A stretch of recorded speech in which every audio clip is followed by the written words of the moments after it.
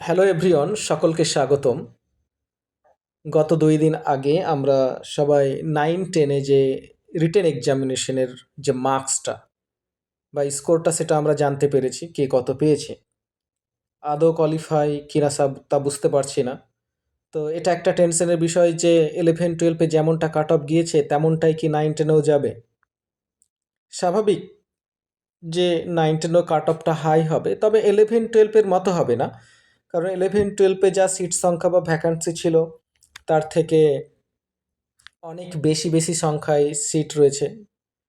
যেমন আমরা দেখতে পাচ্ছি যে বেঙ্গলি মিডিয়ামে মেল ফিমেল মিলিয়ে 2078টি ভ্যাকান্সি রয়েছে। অনলি ফিমেল রয়েছে 798, অর্থাৎ 798টি। তো ইন্টারভিউর জন্য যে ডাক হবে সে 1.6:1 রেশিওতে। তো 2078 ভ্যাকান্সির জন্য কল হবে ইন জেনারেল ক্যালকুলেশন 3,325 জন মেল ফিমেল, এবং অনলি ফিমেল যে 798 রয়েছে তার জন্য কল ফর ইন্টারভিউ হবে 1277। ইন টোটাল বলা যায় যে মেল ফিমেল এবং অনলি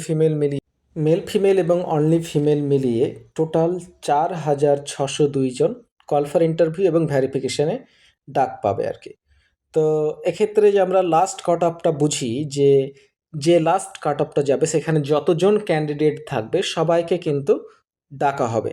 তো এক্ষেত্রে এক ধরনের অনুমান করা যায় যে এক্স্যাক্টলি 4,602 জনকে ডাকবে, কিন্তু যেহেতু লাস্ট কাট অফ ধরে ডাকবে সেখানে প্রায় 5,000 মতো ক্যান্ডিডেটকে কিন্তু ডাকতে পারে, বা সেই সংখ্যাটা হয়তো চলে যাবে।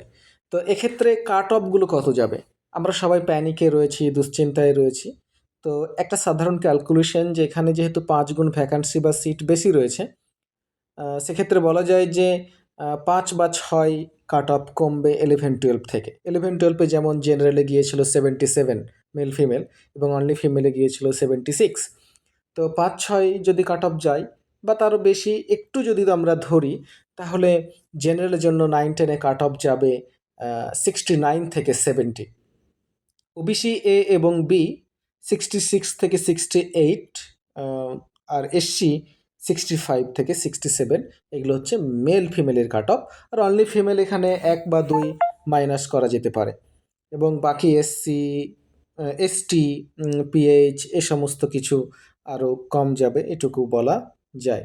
তো এই হচ্ছে আমাদের কাট অফের এক্সপেকটেশন। তাই আমরা সবাই প্যানিক হব না, দুশ্চিন্তা করব না। করতেই হচ্ছে, স্বাভাবিক দুশ্চিন্তা হয়ে যাচ্ছে ফ্রেশারদের, কারণ ইন সার্ভিসরা এখানেও ঢুকে আছে, 11-12-এ ঢুকে আছে, সব জায়গায় তারা রয়েছে বলে ফ্রেশারদের কল ফর ইন্টারভিউর জন্য ডাক পাওয়াটা খুবই কঠিন হয়ে যাবে। কারণ চাকরি তো দূরের কথা, ইন্টারভিউয়েই তারা ডাক পাবে না। তো যদি ডাক পায়, কোথাও একটা পসিবিলিটি রয়েছে চাকরি পেয়ে যাওয়ার বা জব পেয়ে যাওয়ার। তো যারাই ডাক পাবে একটা সম্ভাবনা রয়েছে যে হয়তো জবটাও পেয়ে যাবে আর কি। তবে সত্যি এটা দুঃখের যে ফ্রেশাররা বঞ্চিত হচ্ছে ইন সার্ভিসদের কারণে।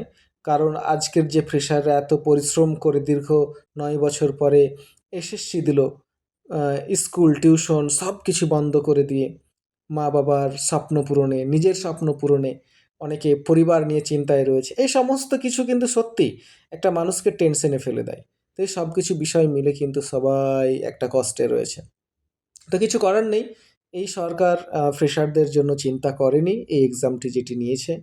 কারণ এটা সবাই জানে যে যোগ্যদেরকে এই চাকরিটা ফিরিয়ে দেওয়ার জন্য জাস্ট নামে মাত্র পরীক্ষা নিয়েছে। আর ফ্রেশারদের কাছে এটা তাদের কোনো পরীক্ষা নয়। এই পরীক্ষাটা হচ্ছে ইন সার্ভিসদের জন্য। তো যাই হোক, আমাদের কিছু করার নেই। সরকার যেভাবে অন্যায় করে চলেছে, আপনি আমি সবাই কিন্তু কষ্টে রয়েছি। তো অল দ্য বেস্ট সমস্ত ফ্রেশারকে, best of luck, hope for the best. দেখা যাক না কাট অফ কতটা যায়। সো আমরা আশায় বাঁচি, আশায় বাঁচব।